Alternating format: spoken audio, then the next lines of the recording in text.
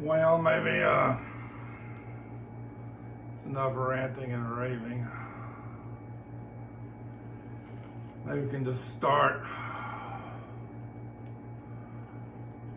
I'll teach you this Zen calligraphy practice. There's a million ways to do it, I'm sure. I've kind of used this one source.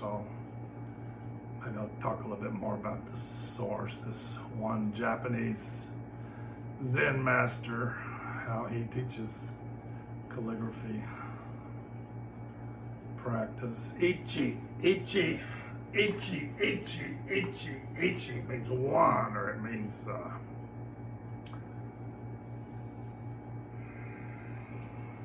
everything, you know.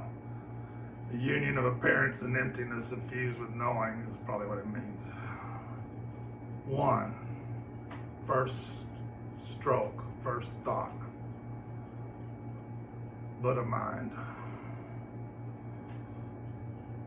They do that a lot. And then they also like this thing called Ensho, which is kind of like the face of the moon. The coolness, the compassion, the emptiness, feminine side. It's kind of masculine side, feminine side. The truth, or something like that, maybe. Probably not perfect, but. So we're talking a little bit about the equipment. This is really tricky. Probably your smart thing to do is get a container that'll close real good, real good. This container is really nice because it's got,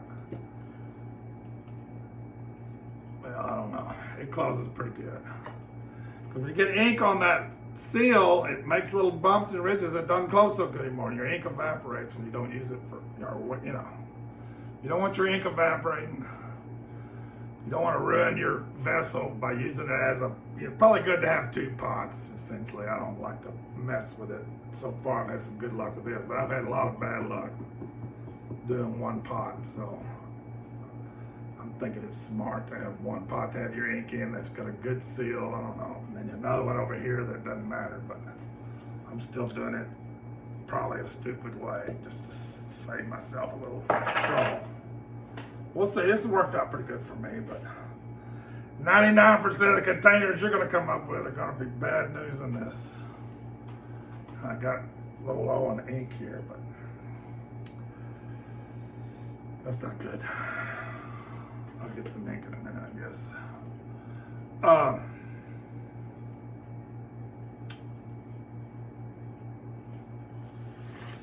So the best way to do this is in Seiza posture. We call it warrior posture in Shambhala. That's the best way to do stroke practice. Times 100, you know. Times 100 when you're on Seiza. Back off to, you know. This is a bad way to do it.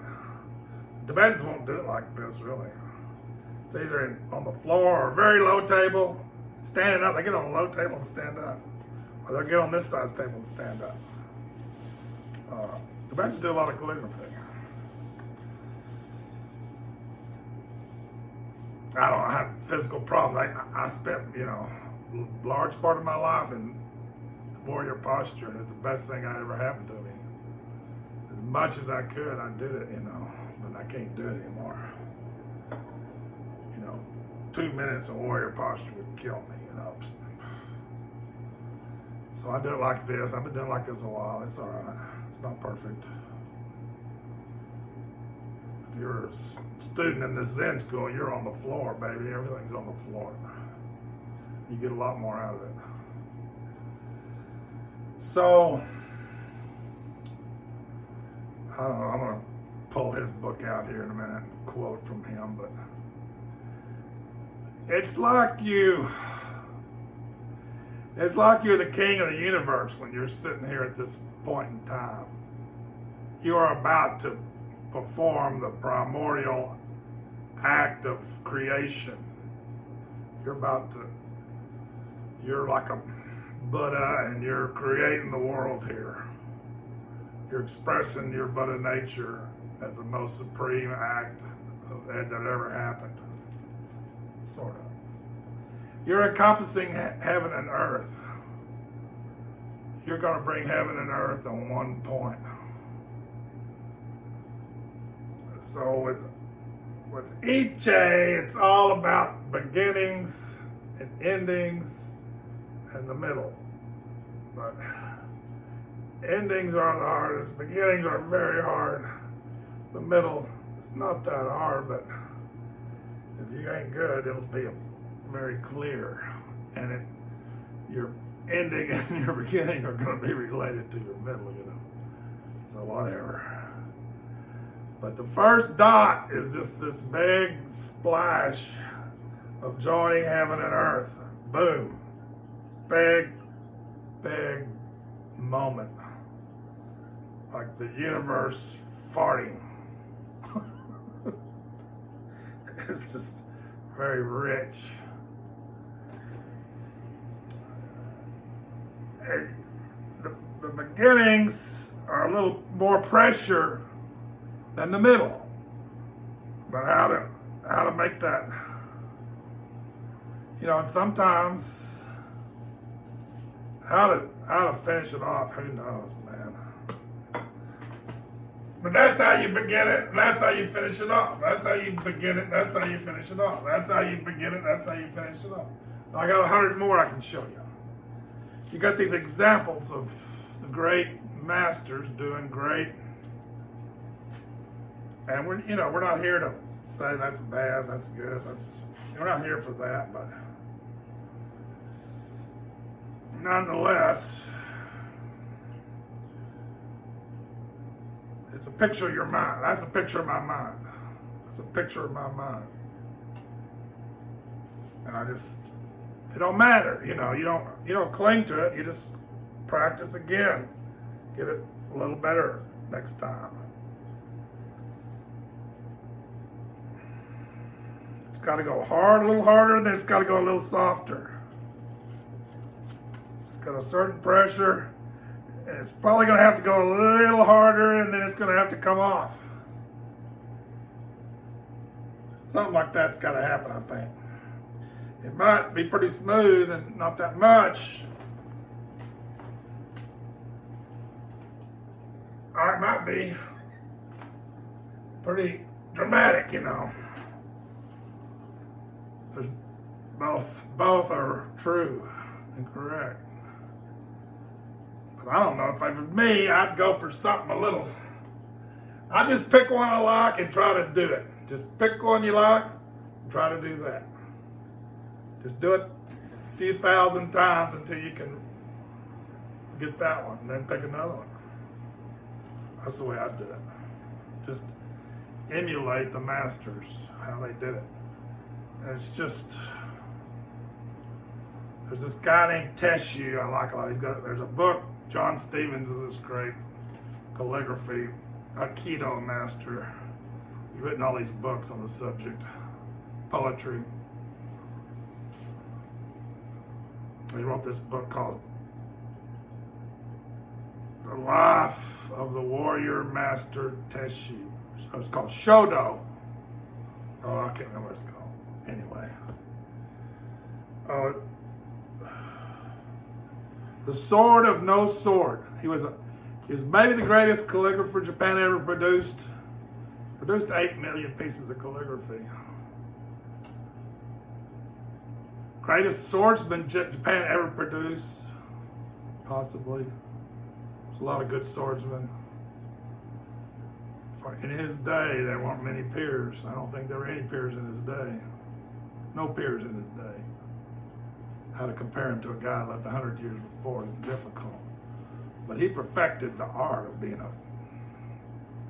his was the greatest school of the day. You know, to me, he's the greatest swordsman ever. Just his school, his attitude, everything. He becomes real famous. He's called one of the 3 great statesmen of his age. There were 3 men who basically guided Japan through its most difficult period ever, peacefully.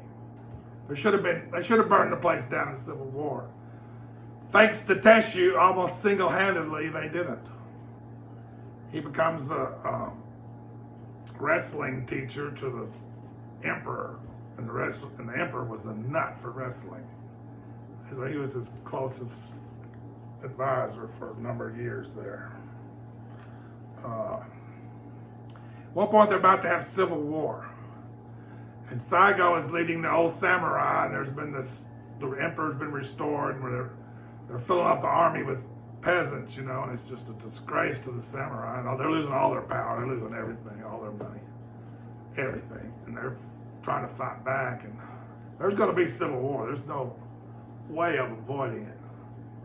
And the person Saigo does not want to talk to is Teshu. So he sets up this line of 87 guarding posts with the best samurai in Japan who are no slouches. And with instructions, do not let anybody come through here. No one goes through. Teshu walks straight through, 87 of them, walks into Saigo's tent. Saigo says, did you see any guard posts on your way in? And Teshu said, yes, they were very impressive. But his force of chi, his lungta was so powerful that they were all just stunned. They could not say anything, could not do anything as he walked by. And then they were too damn embarrassed to do anything then. And he saved the nation. He got Saigo to step down, which is impossible. It's never going to happen. But face to face, he convinced him the best thing for the nation is not to be a badass war, And then 3 years later, Saigo leads 3,000 samurai to their death when they get slaughtered, But it wasn't going to be as bad as 30,000. Anyway, he had a calligraphy school, and they just practice for hours. He has this really hilarious drinking poem that he has them. First 3 years, all you do is just copy that drinking poem. Really, you just practice. You just practice. Okay, in this Zen Calligraphy school, you're going to spend a few minutes like this. Then, like I was sort of talking about before, you're going to transition into doing, more normal calligraphy. Maybe you copy something like Teshu had to do. You copy a certain thing,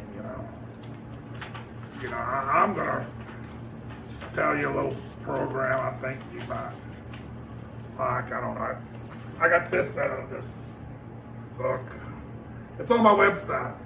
And the first chapter's on my website. This is on my website. But you're just going to practice these strokes. You can get a smaller brush if you want to do smaller stuff, but you can do it with a big brush. I'm just going to practice strokes that maybe start out thin and then end up a little thicker. I'll probably get a smaller brush. It's just trying to start out thin and get a little thicker at the end. Nail-headed strokes. There's all these strokes you can practice. Or you can just find something in English you like, some calligraphy you like, and copy that. Try to reproduce that. I think it's smart to just start learning strokes, and then you learn all these strokes, and then you start learning how to do this. And the way you do that is I'm going like this, my brush is leading, but I'm going to turn. So I gotta turn. You don't want to be going this way and then try to turn into your brush. You never want to go this way.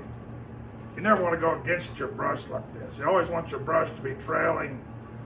The brush always trails where things are going. Otherwise, problems. Maybe a lot of people that do stroke practice do not understand this point, but they should try to begin to understand this point. You turn, and it trails. You turn, and it trails. You turn, and it trails. Maybe at one point you think you're not really trailing, but you really are. So you're always trailing and turning and trailing. And the brush, it's not it's not that. That ain't it, man. That is not it. That is horrible. Look at your brush is horrible. You want your brush to hang together, you know. You don't want to destroy your brush and then try to save the world. It doesn't work like that.